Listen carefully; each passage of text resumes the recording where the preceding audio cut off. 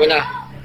Sa kuha ng CCTV, makikitang tumatakbo ang lalaking ito na maswerteng nakatakas mula sa 6 na holdupper madaling araw nitong February 12. Tinangka pa sana niyang bumalik para sa kluluhan ng 26 anyos na kaibigan na kinilalang si Dan Darien Caballo na nooy nakikipagsuntukan sa mga sospek. Pero hinabol din siya ng isa sa mga holdupper.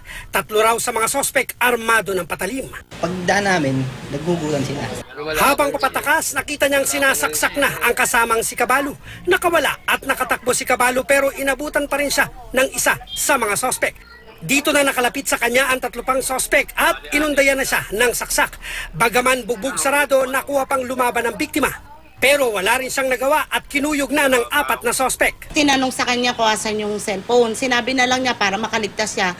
Itinapon niya yung cellphone doon kaya nagpuntahan yung mga humarang sa kanya doon. Tapos sabay takbo na siya. Nung pagtakbo niya, yung isa na pasalubong niya, ginano naman siya ng gulok daw ng buko eh.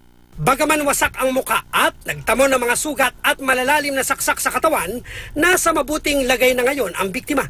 Dahil sa CCTV, namukaan at nakilala ang 2 sa 6 na sospek, si Marlon Mabitang alias Manoy na siya umanong sumaksak kay Caballo at si Aisel De Leon alias Ai na tumagaraw sa mukha ng biktima. Pumapatay talaga. So notorious talaga itong grupo na to, no? So yung lakad talaga nila, robbery hold-up. Naaresto sina Mabitang at De Leon matapos maaktuhang nagsusugal sa Novaliches, Quezon City. Bagaman inamin nilang kasama sila sa pang-hold up, itinanggi nilang sila ang sumaksak sa biktima.